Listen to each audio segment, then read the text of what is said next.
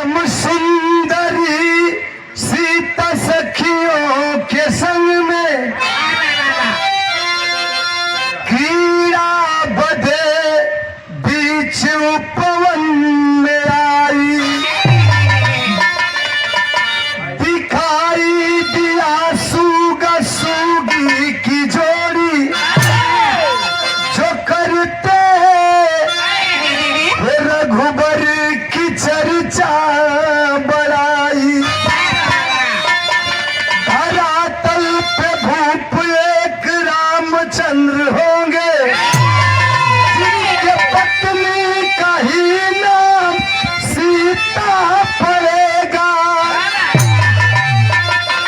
जिनका डंका बजेगा तीनों लोक में, बैरिया कर के हर गिज न सोझा अड़ेगा।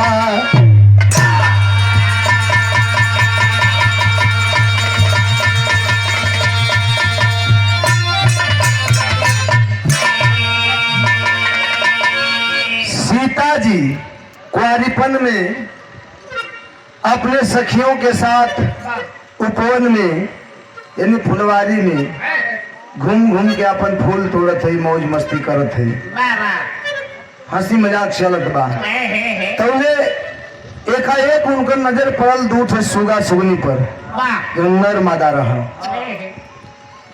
तो जब ध्यान एकत्रित कैली तो सुगवा सुगिया दोनों कुछ आपस में बात करत रहा। जब ध्यान एकत्रित करके सुनत है तो राम और सीता के बारे में चर्चा शुरू कैले हूँ। देखली ये भाई सीता तो हम ही हैं, राम के ह कौने राम सीता की बात करत हूँ। बिरहा में एक लाइन गजल है, भोजपुरी गीत का मिठास तर्ज है। कौन तर्ज है?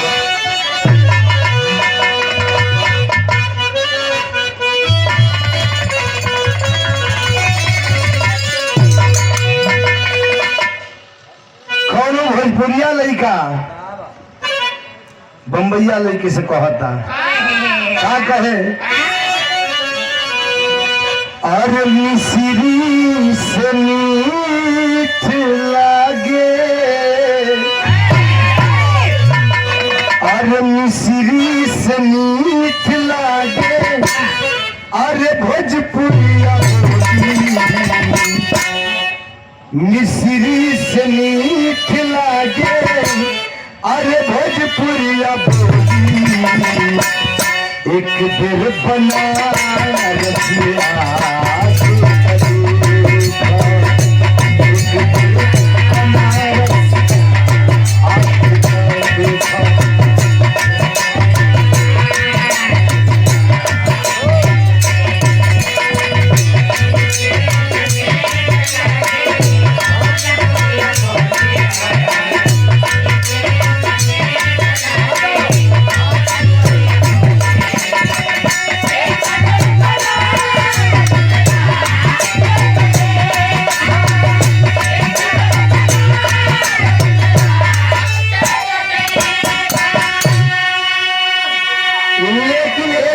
कवि जी बड़ी ऊंची बात लिखत हो उनका। अरे अगर चोट देता है अरे कोई किसी को, अरे अगर चोट देता है अरे कोई किसी को, मिलेगा सबक सबसे ज्यादा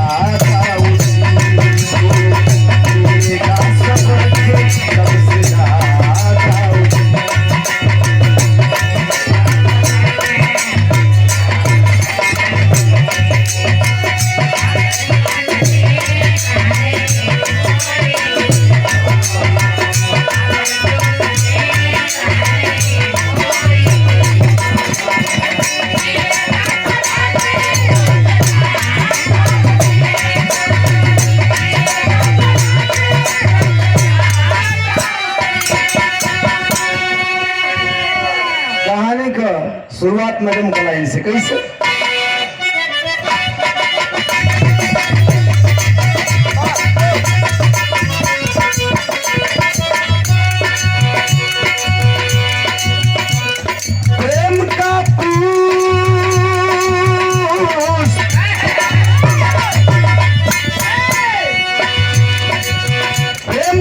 पुष्प जब की उग रहा अनजाने में, चाचा कोरी का बदला है इश्क खाने में।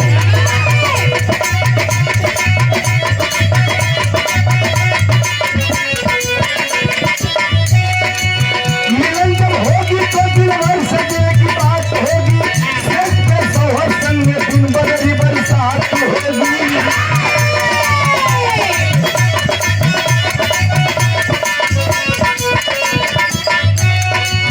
पकड़ के सखियों ने सीता समक्ष लाई है, सूगा सूगी से अपनी वचन सुनवाई है।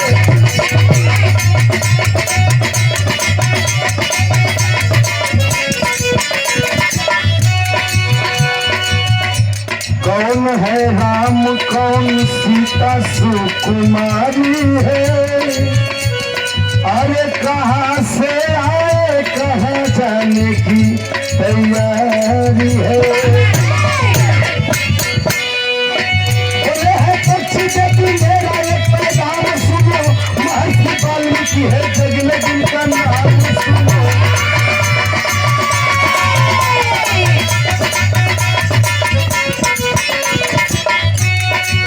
उन्हीं की कुटिया में हम दोनों प्राणी रहते हैं, उन्हीं की कुटिया में हम दोनों प्राणी रहते हैं, राम और सीता की सारी कथा को सुनते हैं।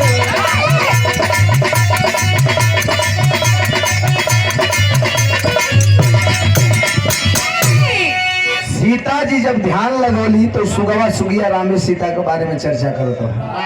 आदेश देती है सीता जी अपने सहेलियों को कि जाओ वो जो सुगा और सुगनी की जोड़ी दिखाई पड़ रही है पकड़ के मेरे सामने लाओ। आदेशानुसार सखियों ने दोनों जोड़ी सुगा और सुगनी को सीता के समक्ष लाई। पूछे लगली सीता जी तू लोग के हो? सुगवनों का नाम होला मिठू, लुलिया, जे जवान नाम रखेला। कहाँ से आए हो आप लोग और तैयारी कहाँ की है? और एक बात सुनने में आई है सीता जी एक थे ऐसा सती रहने की मतलब उनका में खूबी रहल कि वो जीव जंतु को पशु पक्षी का भी भाषा समझत रहा, उनका ही बोध रहा। कहली कि जब ने सीता या राम का तू लोग चर्चा करत हो के ह सीताराम तनी बतावा लोग। तो सुगवा सुगिया दोनों कथों से कि हे देवी हम लोग महर्षि वाल्मीकि जी के कुटिया में रहते हैं और रोज हर रोज सुबह शाम भगवान राम और सीता माता की जिंदगी में जो कुछ होने वाला है चर्चाएं होती रहती है, बहुत कुछ जाने लगा हमने का।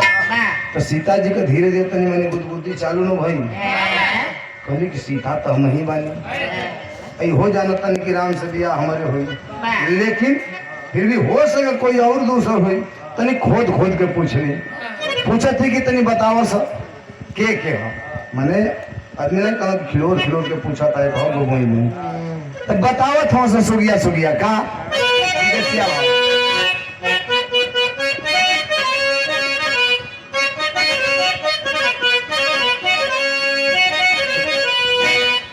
कि कही हनर साये का अरे यज्ञ कौथनवा हो अपुत्र प्राप्ति खातिर ही बार जी वही रे प्रभाव से हुई है अरे चारी गो ललनावा हो अचारो रही है विष्णु तार जी राम लखन भरत शत्रुघ्न जे कर नमावा हो अशत्रुवन का करी है संहार जी जय हे श्री राम विश्वामित्र जी के संगावा में मिथिल नगरिया पधार जी अतोड़ी के धनुष एक अरे नारी अपन है हो ना मुझे कर सीता सुकु हमार जी। बतावे लगना सर सुबह सुगिया कि अयोध्या के राजा दशरथ के अयोध्या नगरी में श्रृंगी ऋषि यज्ञ कराएंगे, पुत्रेष्टि यज्ञ, जिस यज्ञ के प्रभाव से राजा दशरथ की तीनों रानियों से मिलकर 4 पुत्र पैदा होंगे। वो चारों भगवान के अंश होंगे। नाम इस प्रकार होगा, राम, लक्ष्मण, भरत और शत्रुघ्न, जो इस धरती से शत्रुओं का संहार करके धरती का बोझ हल्का करेंगे। और वही राम अपने छोटे अनुज लक्ष्मण के साथ मिथिला में जाएंगे और एक धनुष, शिव धनुष तोड़ करके और सीता नाम की कन्या से ब्याह रचाएंगे और संगे संगे चारों भाई का भी ब्याह हो जाएगा। जब तनी सुनी सीता मैया तो मन में तनी मनी लड्डू फूटे लगा और खुदिया के और पूछत है बात कि अच्छा ठीक है, लेकिन तनी जो राम का तो लोग चर्चा करत हो, सकल सूरत देखे में कैसन है, तनी कैसन हुई है उनका बारे में तनी कुछ बता दो, लोग बहुत कुछ जानता रहेगा। तो बताओ थोड़ा से सुबह सुगिया तर्ज है।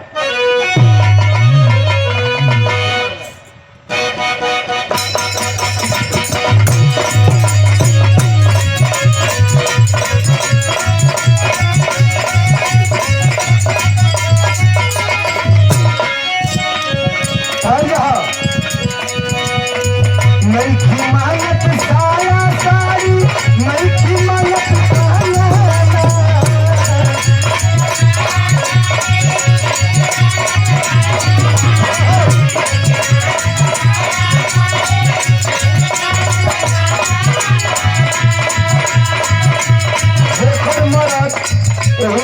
में मिल जाए तो मेहरानो कैसे बहरा जाए भी कमाए, कहीं कि मैं धन खा जाए आखी का सोझा रह,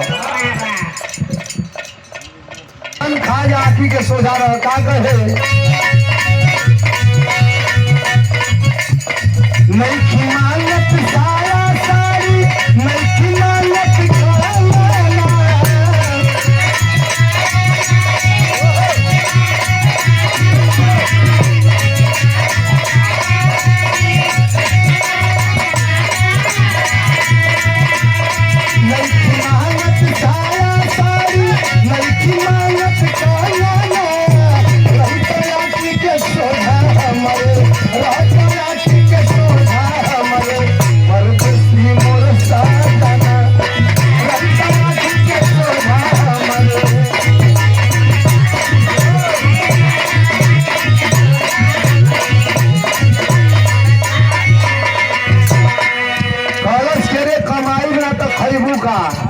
कलश की कमाए चल मंगलिया फंसा ले सब तोहरा मरद कहाँ से पाई, फिर कहतिया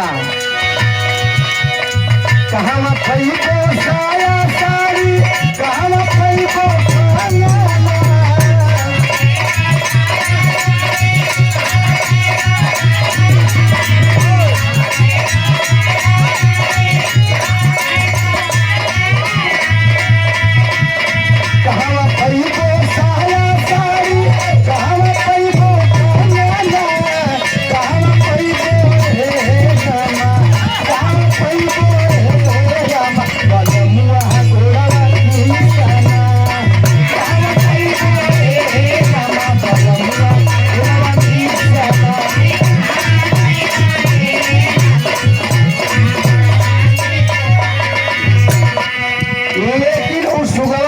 भगवान राम का विशेषता बताओ थोड़ा सा। का मुक्त पानी कोमल जैसन पंकज सुनैना,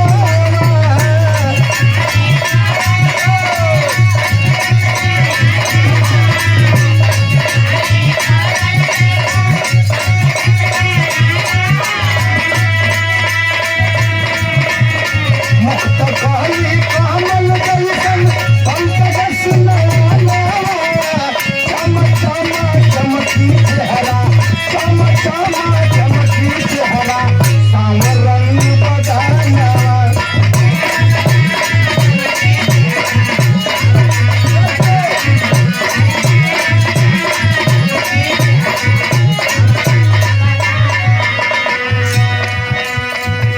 बताओ थोड़ा सा कि सांवरे बदन कर रही हाँ, लेकिन चेहरा तो इतना लाइट रही कि समझे कि उनका चेहरा का लीलाल का चमक कर आगे सूर्य का रोशनी भी कमजोर पड़ जाएगी। भगवान राम की विशेषता सुगवा सुगिया बताओ थोड़ा सा और बताओ थोड़ा सा का सुंदर सुंदर कहिया कलाई नाजुक रही कलाई हो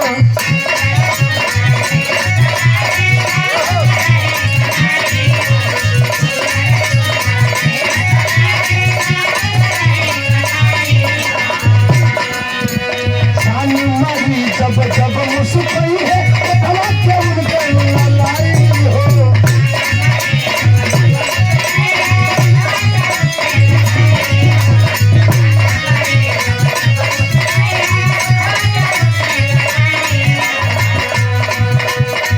कुछ खोला चरण उनकर दुनिया जहाना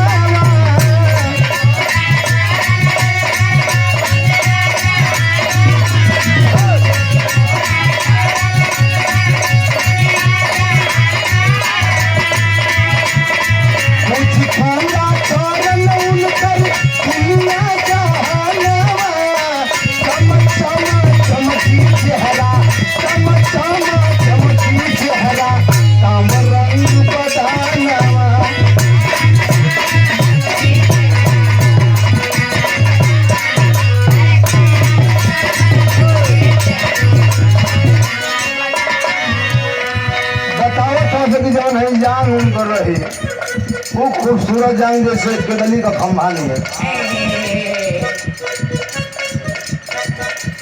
और सांवर बदन तो रहबे करी जब उनका ओठ का ललाई रही ओठ का ललाई एकदम वही करिश्मा उनका नमवाया गया भाई संगे दे नाम रहता तनी आई दे ओठ का जब ललाई रही तो जान लग जिसको भोर का कीलिन फूटे ले एकदम टहटा वैसा ही लाल और जवाब नहीं जकरा कि एक बेर मुस्कियाई के ताल में घरे ढाए लगी संभाले मान का कोई ना रहे जकरा के कनखी में लुटा के खाली मुस्किया ढाए से चौकी से नीचे लेकिन ये सुंदरता रहा लेकिन तने उनका पौरुष के बारे में तू जान लो तो तने ना और बताओ ठोंका अलग कथा ना कोई लगाए कितना होई पलटानी हो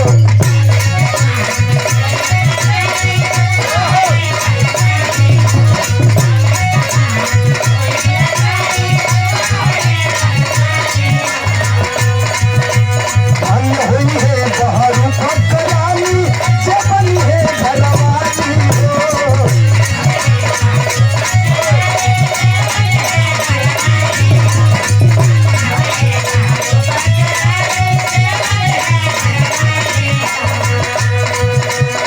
कंचन करी है दिल के हर है भजिया रामाना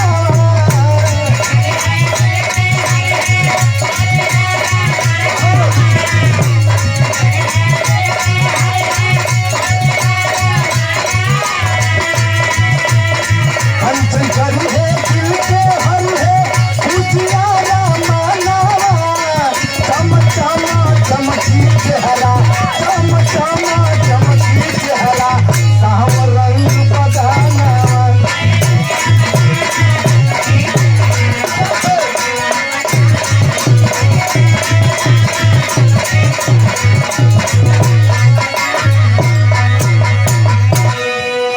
कहला से सुबह सुबिया की सुंदरता के साथे साथे इतना बलशाली रही हाँ ये धरती का केतनो कोई बड़का वीर बन के उनका सामने नतमस्तक होके जाएगा पड़ी कोई बल का था लगावे वाला ना हो ये धरती पे उनकर सीता मैया जब सुनली तो एकदम लट्टू न फूटे लगा खूब मोने मन लगली छुनहाए तो सुगवा सुबिया कौन सके अच्छा ये बताए हमने को तो राम सीता के बारे में बताओ थे रउआ के हैं कि मारे इतना हम राम सीता का गुणगान गाओ थे तुम मार दे है छे के हो देवी तू के हो तब और सुना गए करे पिपरा पर का है रे पिपरा पर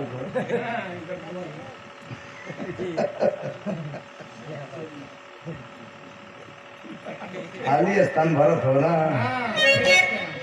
भाई वो गाड़ी में रही ना तू के हो कि इतना मने मन तारा लड्डू फूटता तो मुस्किया लगल कि नहीं बुझल जा। अरे पक्षी के जा तू लोग ढोला मकर फल फूल खाए वाला का बुझबो जा। जौने राम से सीता का बियावा हो जेकर तू लोग बतिया करत हो वो सीता हम ही है।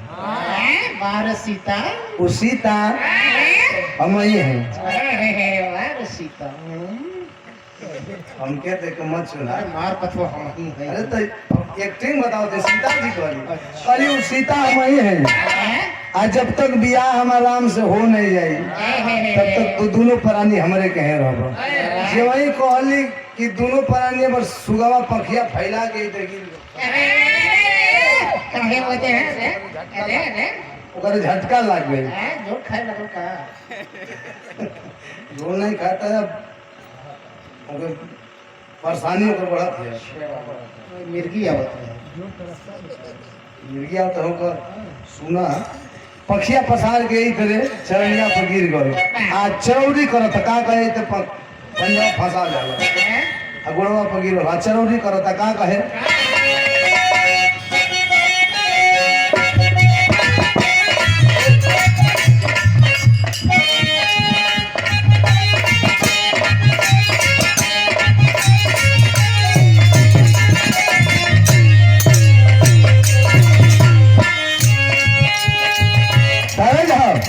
कौनो लड़का जैसे हम यहाँ बानी करिश्मा राज वहाँ बानी तो इशारा को के बुलाओ तो का कहे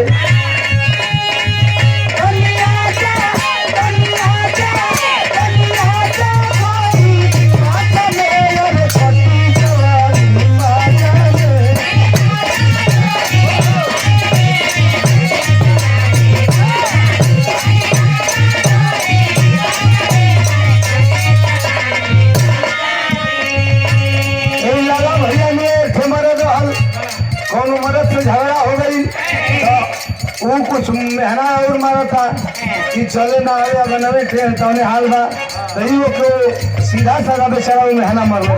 लेकिन वो जो मेहना मरलो बहुत खतरनाक मरलो का कहला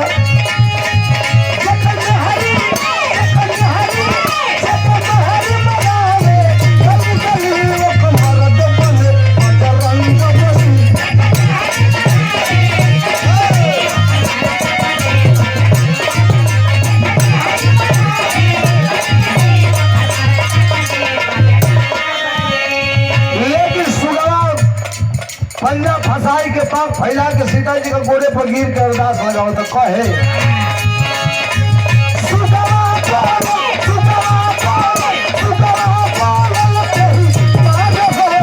मन में विचार हो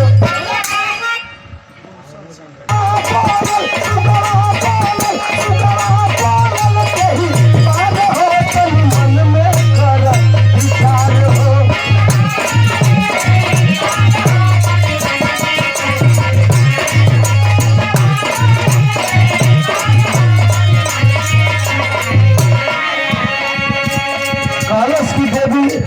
ऐसा अन्याय मत करी हमने का संग में कहा तका कहे अरे ना मालूम कब फल मुझे परिकू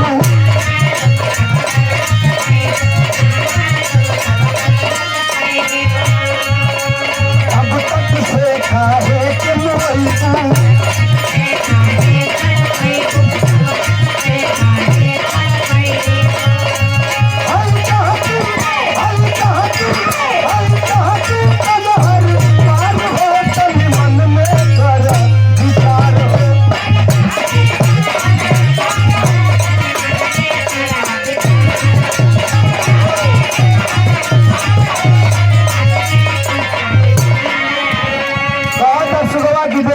हमके ही नहीं जानत तानी कि सीता का बियाह रामे से हुई लेकिन ही नहीं जानत कि कब हुई। तब तक से हमने के पिंजरा में कैद करके बंधन में रखबो तो हमने के पसंद नहीं थे। हमने के तुम्हारी सोना का महल अटारिया सोना का कटोरी में दूध भात मने ना भाई मनोरा का सुख और सोने का कटोरी में दूध भात हमने के मने ना भाई काहे अरे जंगल में हम रहवैया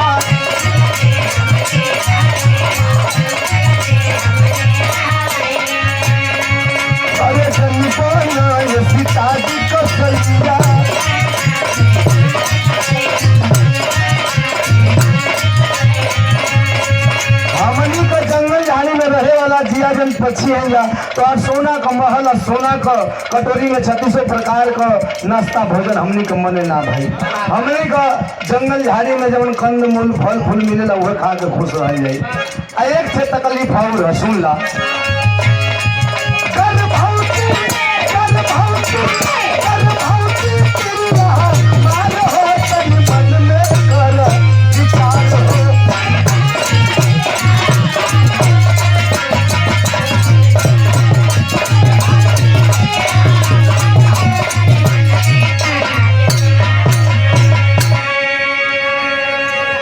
यही में देखो हमार मेहरारू जौन बिया गर्भवती बिया सीता जी जब इतनी सुने कहली ओ हो तब तो अति आवश्यक ऐसा है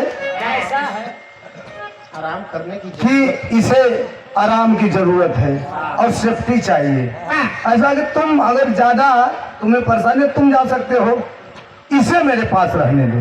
अपनी पत्नी को कोई दिक्कत नहीं होगा। सेवा टहल में सुबह शाम भर पेट नाश्ता मिली, सेवा टहलमय हुई। जय कहल सीता जी कहले कि अपने मेहरुआ के रहे ना तो बोले चित्ते अब ऐसे रहे पंजा फसल चित्ते फड़फड़ा के पलट उल्टा मुँह छटपटा के इशारा से कहता का कहे टेरी के भाव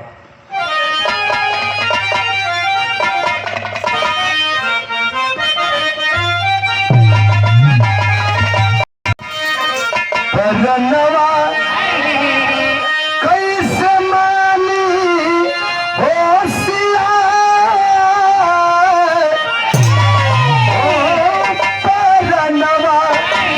कैसे मानी होशियार तो सुगनी बिन सुगना के आवे ना चलनवा।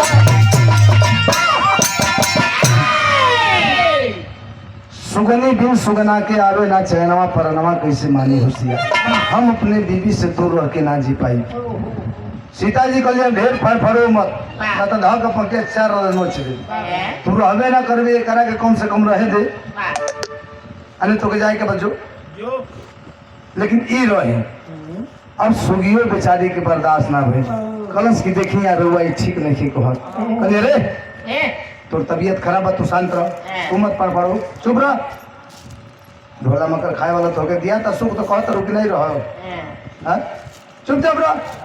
तब सुगिया लिखे लगल बेचारी कल से ठीक नहीं करत ए दिन से रुआ खातिर बददुआ निकलत है कहलिए चिड़ई को वो कहिया ले कुल बददुआ दे लगन सर का तू शराब देवी देता तो सुगिया कहती आंख से आंसू चले लगल सुगिया को आ बिलखे लगल बिलक के कहती का कहे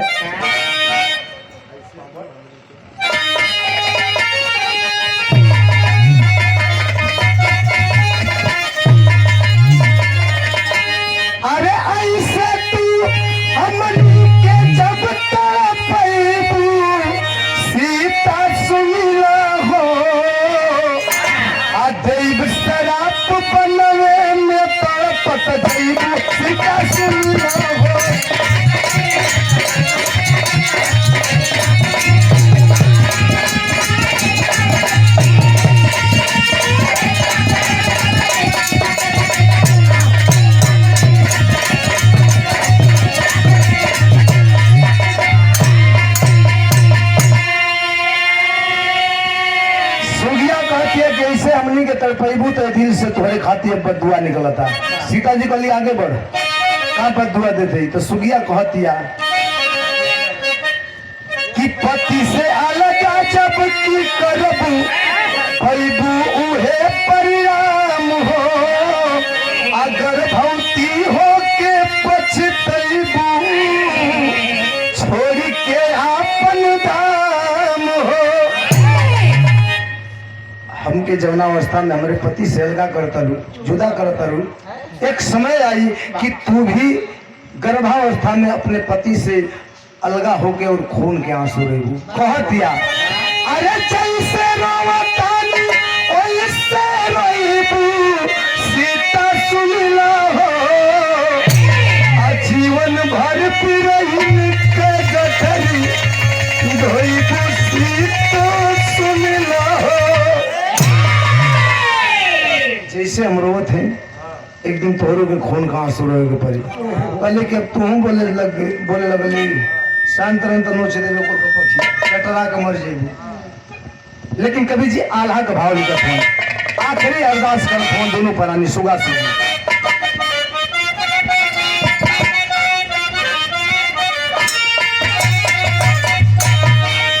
अरे बनवा के पंछी सुख, अरे बनवे में पावे बाबू, बनवा के पंछी सुख, बनवे में पावे बाबू।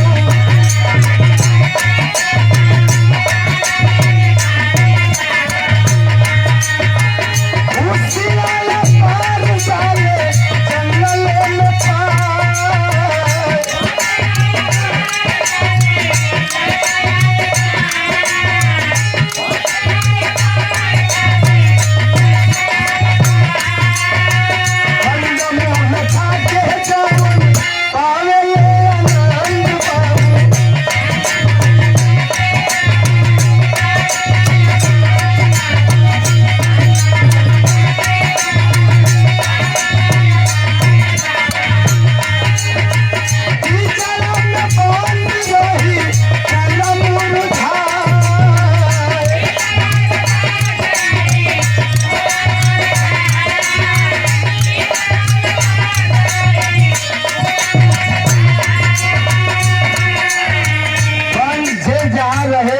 जहाँ ओरिजिनल निवास होला ओके ओइजे सुख शांति भेटला, ओइजे उ सुख बजेला।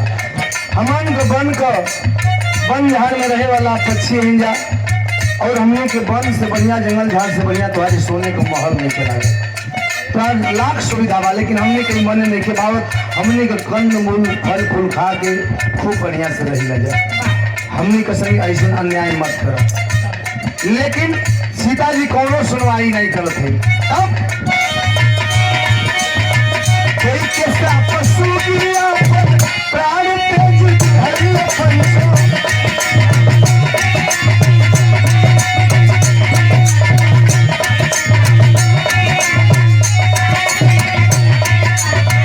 राम नाम सब दवा के रतना लगा।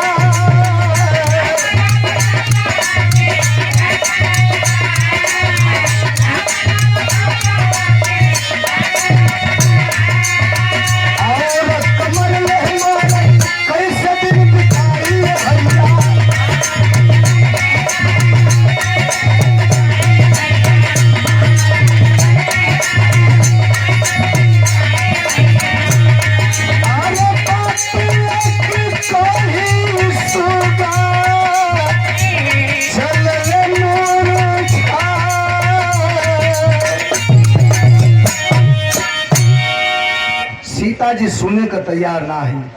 आखिर में सुगिया श्राप दे देहलस कि जैसे हमके अपने पति से गर्भावस्था में जुदा करत हो, एक समय आई कि तुहू गर्भावस्था में अपने पति श्री रामचंद्र जी से जुदा होके और खून का आंसू रेबू दर दर का ठोकर खरीदू। श्राप दे के सुगिया मर गई। अब सुगवा सोचता कि जब हम अर्धांगिनी ना रहन तो हम धरती पर अकेले रह के का करब। वो आखिरी सांस लेत बा, अबे दुनिया से विदाई लेवल चाहत बा, लेकिन सीता जी से कहलस कि हे देवी, जब मेरी पत्नी ही नहीं रही तो मैं जी के क्या करूंगा। मैं भी यह शरीर त्यागने वाला हूं, लेकिन त्यागने से पहले एक बात सुन लीजिए, कहानी यहीं से खत्म नहीं होगी। हम फिर आएंगे अपना बदला लेने के लिए। कब आएंगे, किस रूप में आएंगे, सुगवा बताओ था। अंतिम सांस लेता हरि का भाव।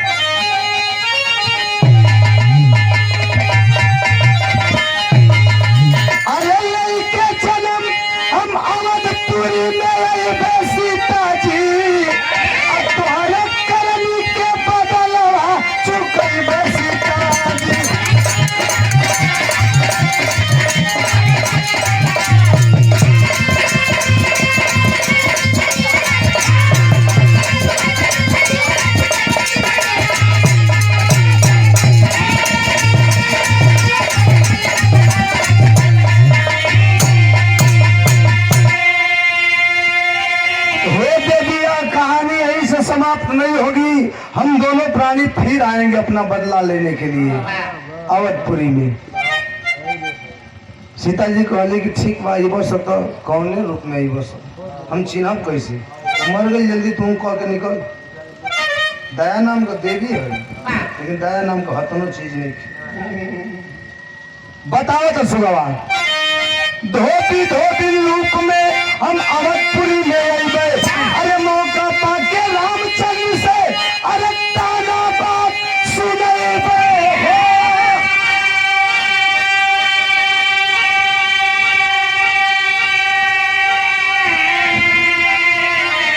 अरे तोहके बनवा में सही तड़पइबे सीता जी, तोहरे करनी का बदलवा चुकइबे सीता जी।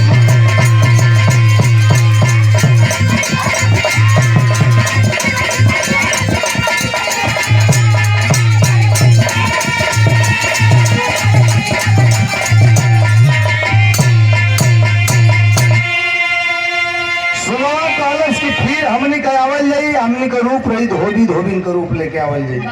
अजय वही तनिकी फुर्सत मिली श्री रामचंद्र से तो शिकायत करके और तोहरों के घर से निकलवा देवल जाई, खून कहाँ सुनवावल जाई। ए भैया प्रमाण मिला, भगवान श्री रामचंद्र जी सीता के साथ ब्याह रचाए, ब्याह शादी हो गई, चारों भाई पार हो गए और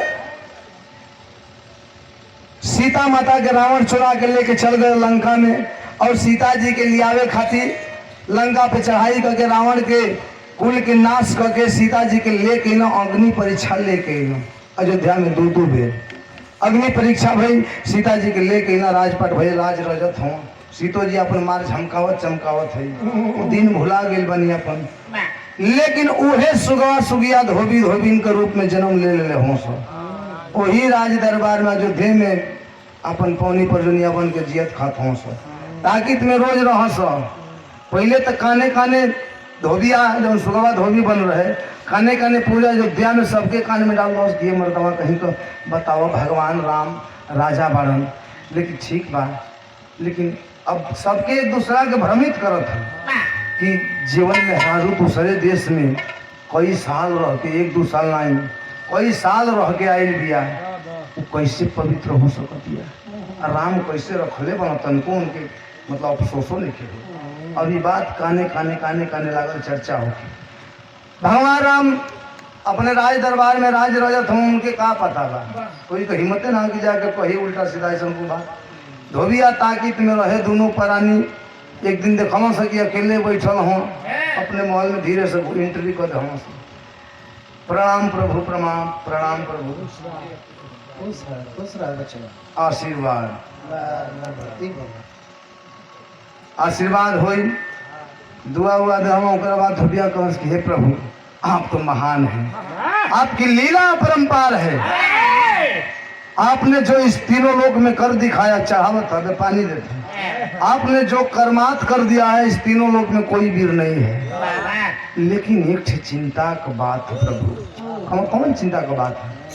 कहा प्रभु हम जाना तनी, हम नहीं कहत, हमने के दोनों प्राणी नहीं कहत, लेकिन प्रजा के बीच में एक बड़ा बेकार बात का चर्चा हो रहा बा कि यह चर्चा चलत बा कि जौने राम का मेहरारू कई बरिस दूसरे राजा के यहाँ रह के दूसरे राजा के नगरी में रह के आयल बिया, वो कैसे सुरक्षित है, कैसे राम रखले बना। प्रभु क्षमा करिए, हम दोनों जना ना कहते, हमने के जानत है कि सीता वो शक्ति है कि कोई हाथ लगाई तो जल के भस्म हो जाए, लेकिन प्रजा ये बात कहतिया। राम बड़ी चिंता में पड़ल, राम भी जानत हो कि सीता के कोई हाथ लगावे वाला ना है, लेकिन अपने मर्यादा को बरकरार रखने के लिए न चाहते हुए भी प्रजा के सुख के लिए, प्रजा के संतुष्टि के लिए सीता को गर्भावस्था में फिर जंगल भेजे। अब सीता जी वही जंगले में गर्भावस्था में दिन बितौली, खून कहाँ शुरू होवे के पड़ल, और दूगो बच्चा भी पैदा हो गए जंगलवे में। अंतिम में ऐसा परिचालन कि धरती वो तंग आ गई, धरती माई से कहली कि हे धरती माई फाटब, हम परीक्षा देते थक गई, अब हमके अपना गोद में ले लो। लाचार होके धरती माता का शरण में चल गई, अपने तो गई के लिए रामों के रोवा के गई, चाहे वो इंसान हो के भैया धरती का, चाहे भगवान, जे धरती पर आयल है, जे जैसन कैले हो वैसन पौले है, इमा कोनो समझौता नहीं। आखिरी भाव, गुरु गणेश राम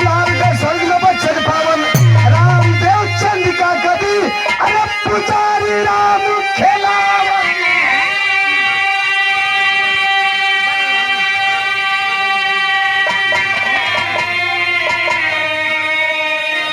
परनवा कैसे मानी होशिया देवा रमा कभी सुरेंद्र तर से हिला परनवा कैसे मानी होशिया